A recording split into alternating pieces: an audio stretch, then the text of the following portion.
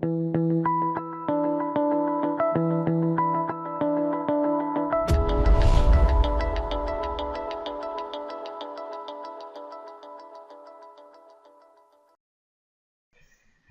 this is Jonathan Davis in association with CardRunners.com.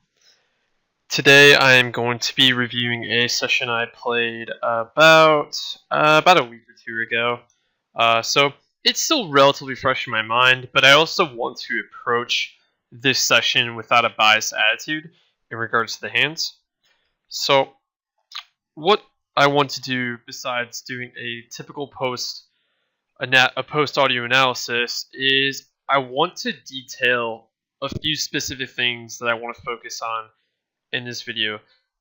The biggest thing for me there is that I've kind of went from a relatively tight preflop style to a very loose one, and now I've kind of came back to a much tighter but more focused preflop style. And I did talk about my last video series one of my last video series rather, that playing out of position is something you definitely need to do, but it needs to be with purpose. You can't really just flat a bunch of weaker hands out of position, especially without decent reads on how your opponents are going to play.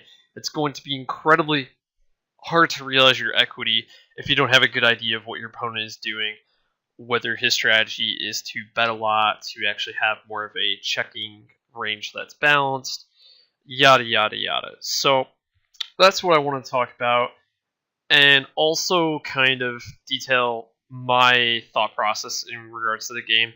Typically, kind of what my game right now is that I play a somewhat balanced style in certain spots where I know that it's very easy to be exploited, and in other spots where it's not as easy to be exploited, and it actually hyper exploits other players. I'm exploitable in those regards. So I kind of have this mixed game where I try to avoid being exploited and exploit others in ways that I think are somewhat difficult for people to notice.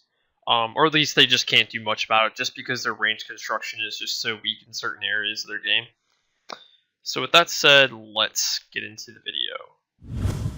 So our first hand is going to be on the bottom right table. As we can see here, the cutoff open raises, and the small blind will call. And we have a not necessarily interesting preflop decision, but I think it's somewhat close. So this cutoff player is a weaker aggressive player, both preflop and post, and then the small blind is an aggressive player preflop, but quite passive postflop, and actually quite straightforward. So in this instance, the question we have to ask ourselves here is, A, what are our pot odds, which is roughly 4 to 1. So we have very good pot odds for the most part. Our hand doesn't really play that great multi-way though. But the real question we have to ask ourselves here is that even though our pot odds are good, is our equity going to be relatively easy to realize? And I'm not exactly sure in this situation if it is. It really depends on how Pipus is going to play, especially in these three-way situations, whether he's going to c-bet a lot, and then we're going to make potentially some chuck folds that don't allow us to realize all of our equity. So I think it's close. Given that both players are weaker opponents, and this hand isn't that terrible, it's definitely not a great hand. If our hand was like King 10 4 3 double suited, I think it's much closer to a fold. But I think this hand's just a bit too playable, and I'm not going to have as many problems in other situations as I would realizing my equity.